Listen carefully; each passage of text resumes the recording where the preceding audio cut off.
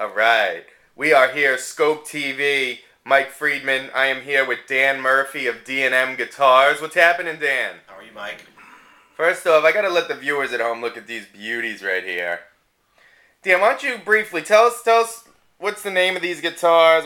What's the story behind these beauties? Well, I do a small amount of building. My business is repair driven, but in order to keep my skills honed and just because I love to do it, I do a small amount of custom builds, and that's what you see here. These are aluminum bodies. Obviously, they're modeled after some famous designs, but this is something I made right out of Lutherie school. These are a bit higher end guitars. Over here, some stuff I did this year. I try and do little different things. You see how the back of that neck is yellowed out and painted towards the guitar rather than straight maple neck like you would see on every single Fender guitar you buy. Wow. But these are all.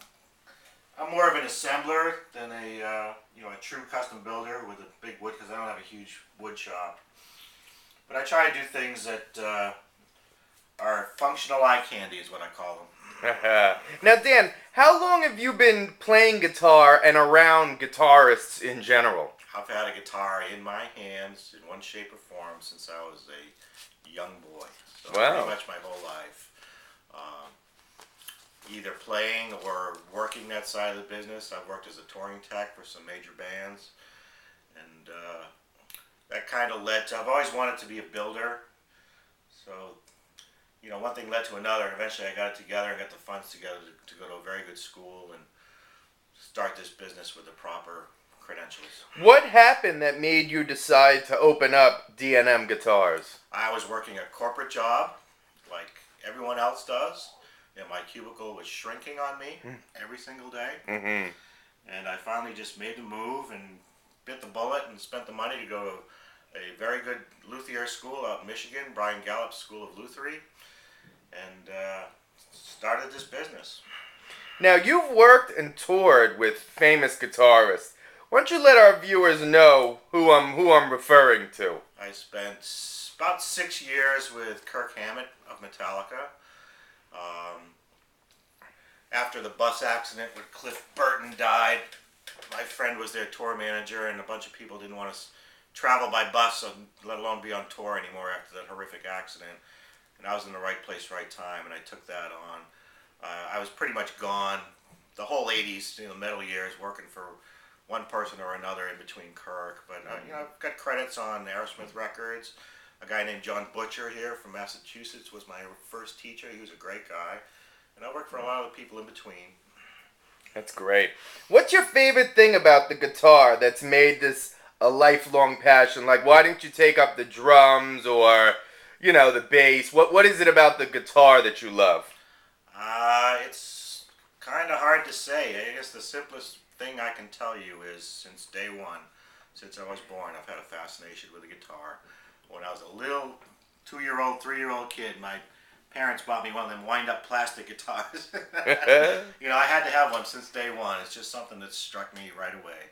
I suppose like many people, of my era, the Beatles and the Stones and all that stuff was going on. It's just pretty hard to avoid being a guitar kind of junkie, you know what I mean? I hear you. Now, as far as D&M Guitars is concerned, what services do you guys offer, and what are your specialties? My business is completely focused on quality setups, repairs, and restorations. That's what I do. The stuff you see here, like I said, is a byproduct of that to hone my skills. I do a small amount of sales, but really what I'm trying to do is provide the best, highest quality setup at the lowest price with the quickest turnaround of anyone in the area.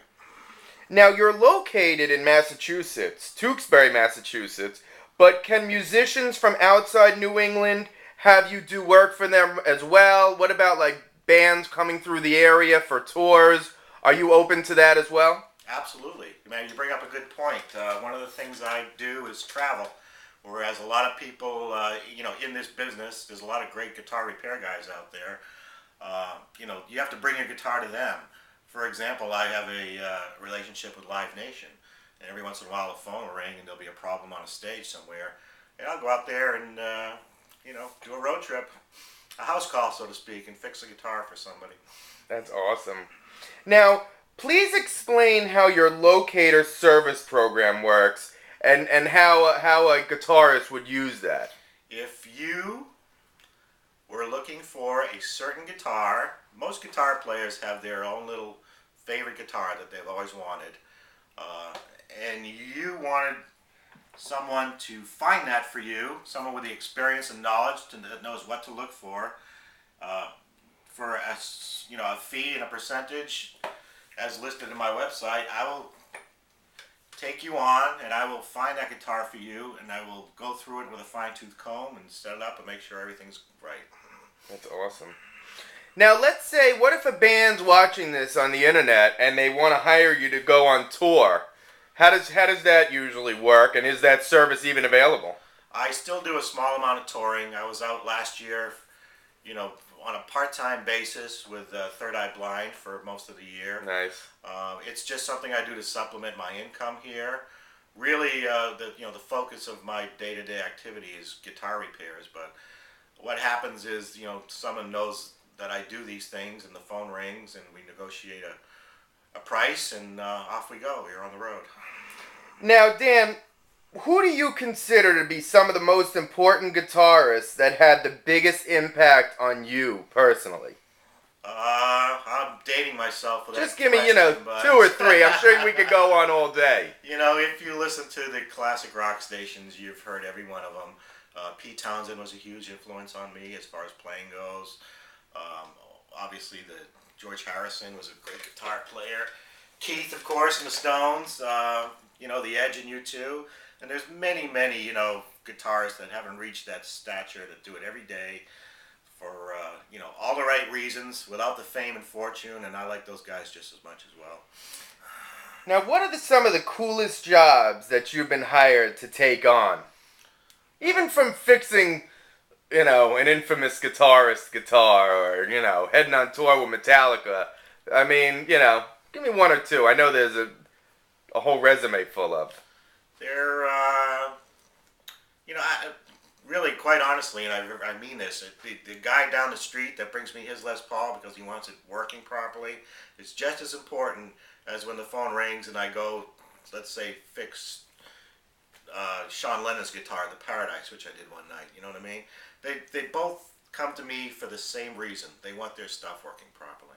That's awesome. Great answer. In your opinion, what traits make up a good guitarist? A good guitarist, to me, is not about flash and skill so much as it is about simplicity and taste. Excellent. Well said. Now, my final question, so let's go out with a bang, okay? What's coming up for D&M Guitars? And most importantly, where can the viewers learn more about your exciting company and how they can get in touch with you and the whole 9? MySpace, Twitter, whatever. I do have a website. It's www.dmguitars.com. That links you through to MySpace. It tells you all of my services in detail, explains, pricing and everything you'd want. That's the best way to get in touch with me. Phone numbers, everything you need is on that site.